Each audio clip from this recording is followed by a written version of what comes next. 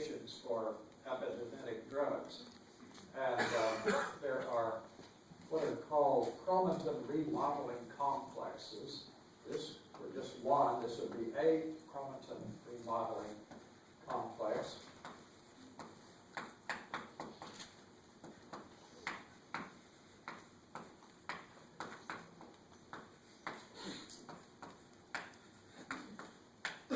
Which we'll talk about next week. There is no Wednesday this time. Or Friday. But anyway, next week.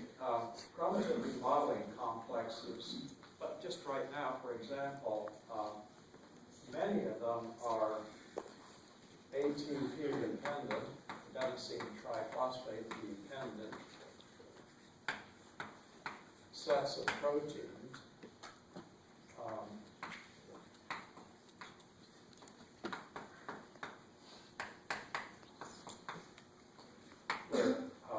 The set of proteins might be, for instance, 12 proteins, and that would be in a back unit of ATP.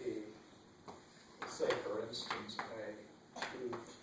a F set of 12 monomers, 12 proteins.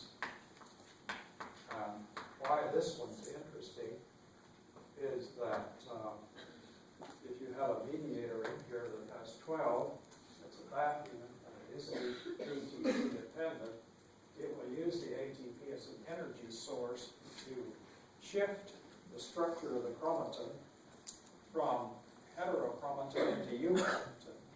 But it does better than that. It often has great global effects on other transcriptions across the nucleus.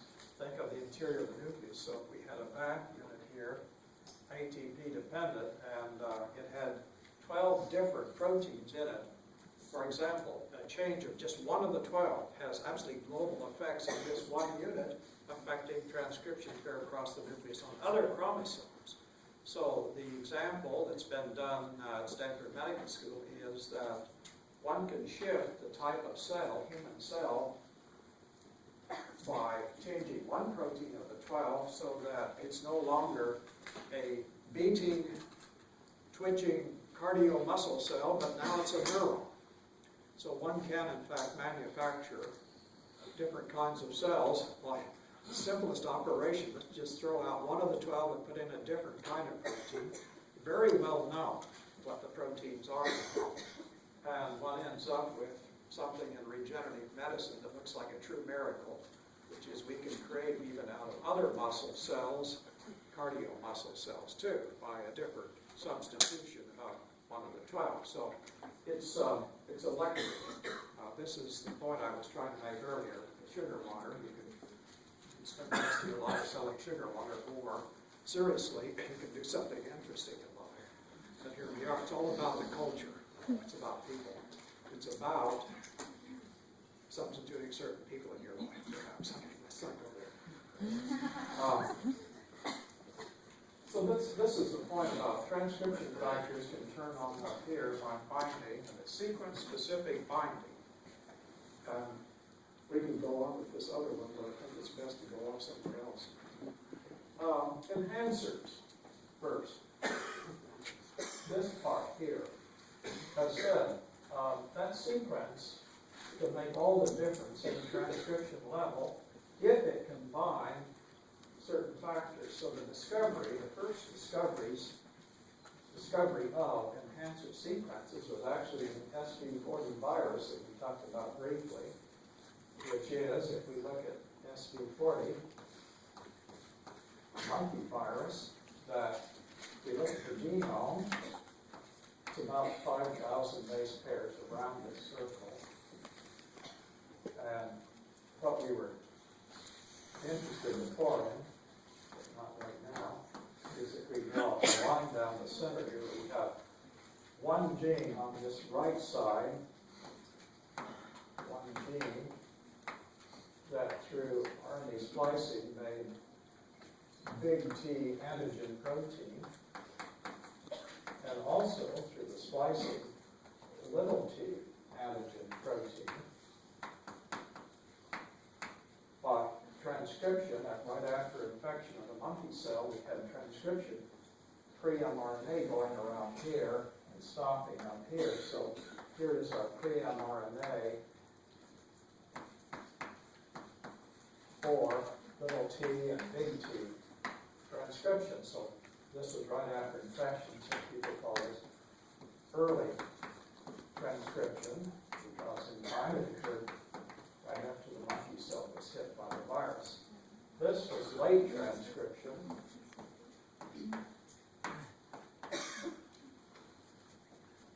On the right, on the left here. So first this was transcribed to make little t and big T, and then the coat proteins, which make up the icosahedral in new viruses, proteins for the icosahedral, the coat of new viruses.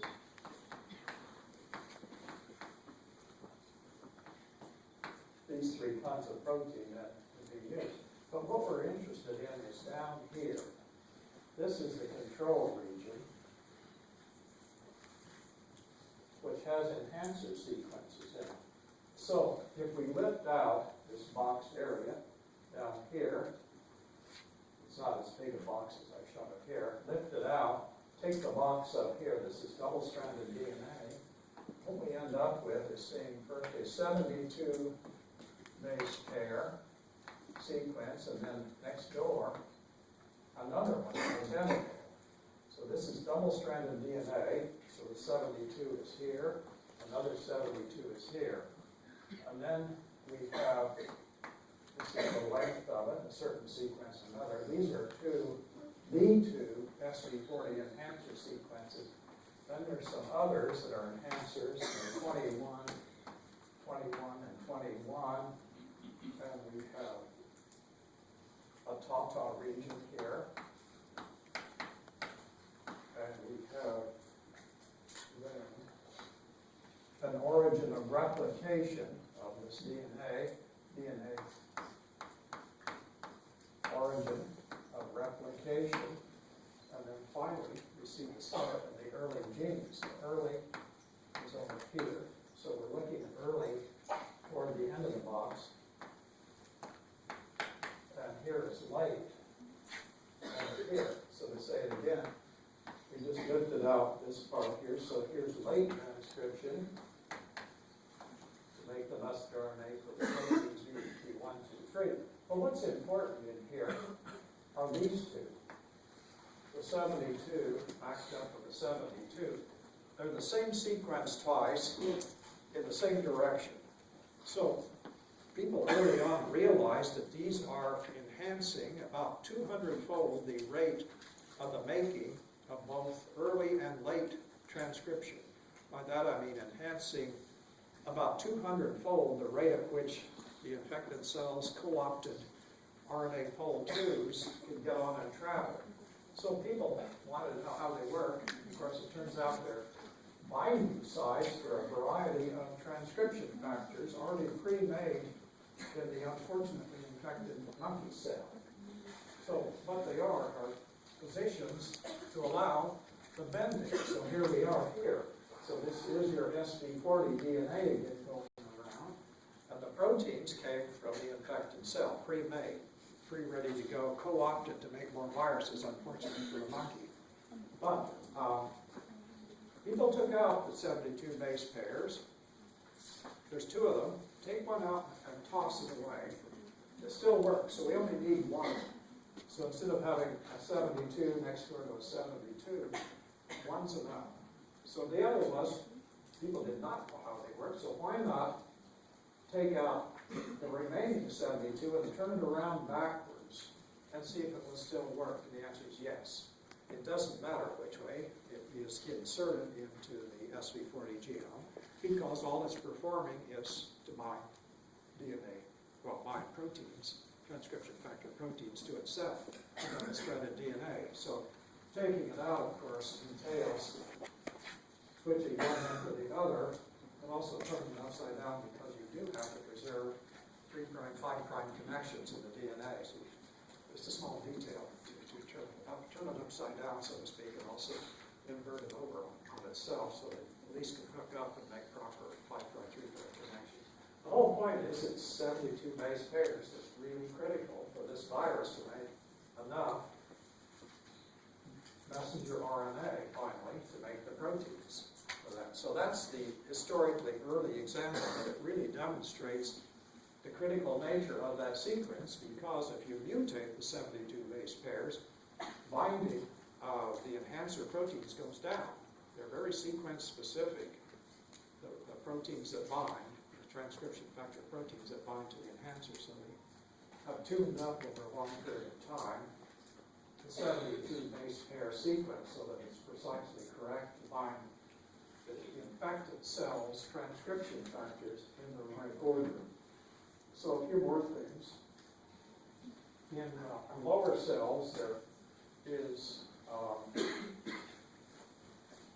a good example of a 17 base pair enhancer. You learn the same thing from this, but let's go there anyway. We're looking at double-stranded DNA, 4 copies, 17, 17, 17. This is an enhancer set. These are all alike, same 17 base pairs. So we're looking at double-stranded DNA that's about 275 base pairs upstream from the gene here. And this gene can be turned on transcriptively, free mRNA,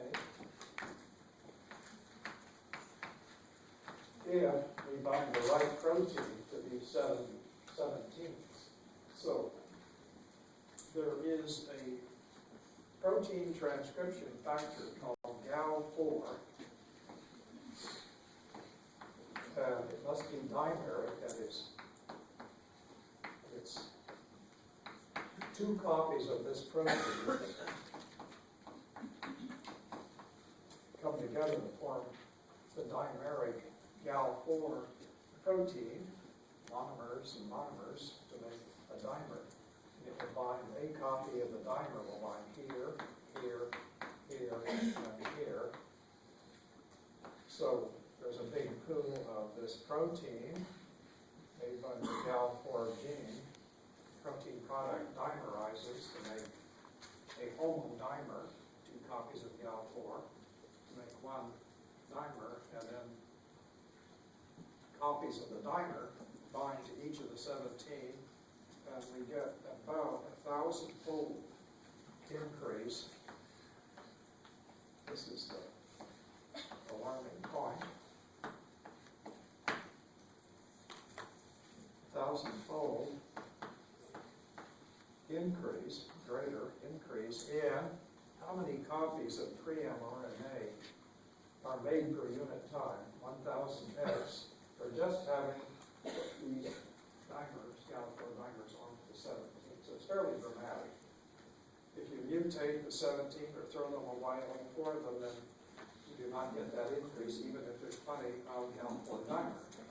Vice versa, if you destroy the making of this protein, the GAL4 gene, mutate this gene or delete it even, to really make sure it's gone, then you do not get that 1,000-fold increase. So again, it's just a demonstration that an enhancer sequence, in order to work, to be part of this large scheme, has to have the right proteins bound to the enhancer sequence. So it's all about the same point. It takes protein-DNA interaction binding to make this work. So, a few more things. If you look along chromosomes, in any higher cell, eukaryote, you'll find that there are bodies called nucleosomes, more or less like what you see in barrels. And let's put a few nucleosomes. So we have, here is a nucleosome.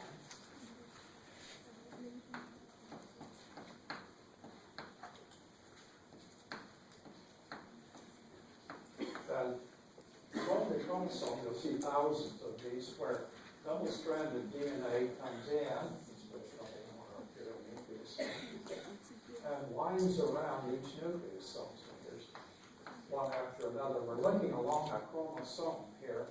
So double-stranded DNA comes in and winds around each nucleosome about 1 2/3 times. So this is chromosomal double-stranded DNA. And we're looking along the length of the chromosome. We picked out a spot where you're looking at just 3 nucleosomes here, but think thousands and thousands going in both directions along this DNA. The DNA is virtually, in fact, crowded with these nucleosomes. And each nucleosome is made of 4 kinds of proteins: H2A, H2B, and H3, and H4. So 2 copies. There's 4 kinds of proteins here: H2A, H2B, H3, and H4. These are histones, histone protein.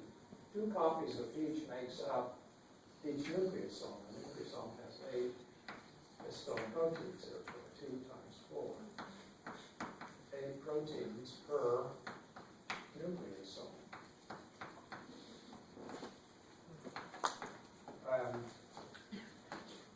Between this little part of double-stranded DNA, in between each nucleosome, there is a histone protein in this linker DNA called H1, which appears, if you're looking at evolution, higher cells, it appears once you're past a certain evolutionary point, like mammalian cells all have an H1 bound to the DNA between each nucleosome. If you go back to unicellular eukaryotes like yeast, it's a good true eukaryote, but you do not see the H1 up to the linker. You just have the linker DNA. It is the chromosomal DNA running the length of the chromosome.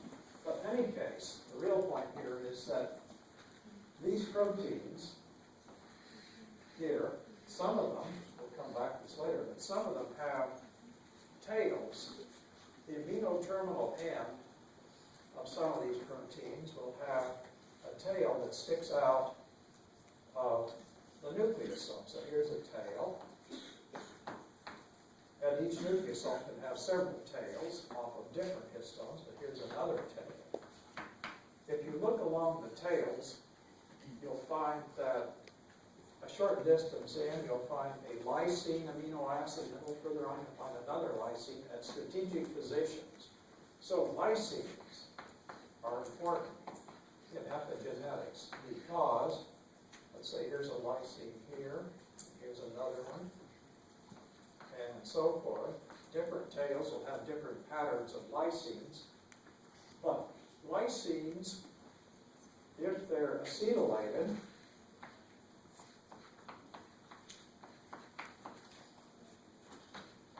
if they have an acetyl group, if acetylated, let's put an if clause in here, if acetylated, that turns on transcription. Almost always in the vicinity of where a nucleosome set is that has acetyl groups. Let's put an AC for acetylated, and let's put another AC here. But you'll see acetylation at various lysines, and there is an alternative to turn off transcription. So to say it again, acetylation turns on transcription. If instead of acetylation, it's methylation, no acetyl group, but a CH3 group, sometimes as many as 3 acetyl groups per X up there, that turns off transcription. So a simple rule, which is actually broken sometimes, is that acetylation of lysine tails turns on transcription. Methylation, an alternative, turns off transcription. But here's the really interesting little point, is that if you look at transcription factors, they often have, let's put it here, they often have what is called a bromodomain, a part of the transcription factor protein that can bind to acetylated lysine tails. So if acetylated, not methylated, but if acetylated,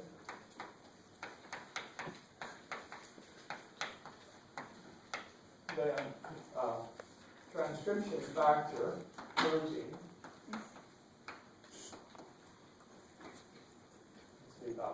factor is a protein. Transcription factor proteins having on their surface, the transcription factor, a bromodomain, there are many kinds, which sticks out,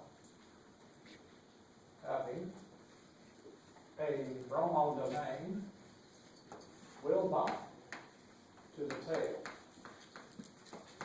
But it has to be an acetylated tail.